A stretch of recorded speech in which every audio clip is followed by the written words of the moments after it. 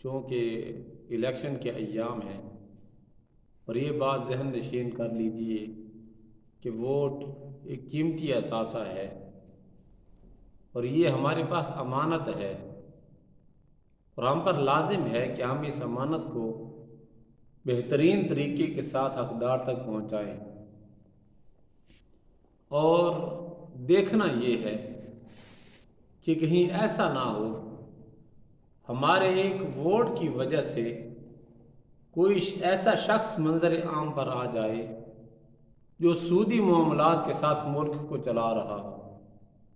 دیکھنا یہ ہے ہمارے ایک ووٹ کے ساتھ کوئی ظالم منظر عام پر نہ آئے کہ جس کے بارے میں نبی کریم رؤوف الرحیم صلی اللہ علیہ وسلم نے ارشاد فرمایا کہ اگر کسی شخص نے یہ دیکھا کہ کوئی ظالم کسی مظلوم پر ظلم کر رہا ہے، اور میرے پاک نبی نے فرمایا کہ وہ یہ جانتے ہوئے کہ ظالم نے مظلوم پر ظلم کیا پھر بھی خاموشی اختیار کی، میرے پاک نبی نے فرمایا کہ وہ شخص دین اسلام سے خارج ہے۔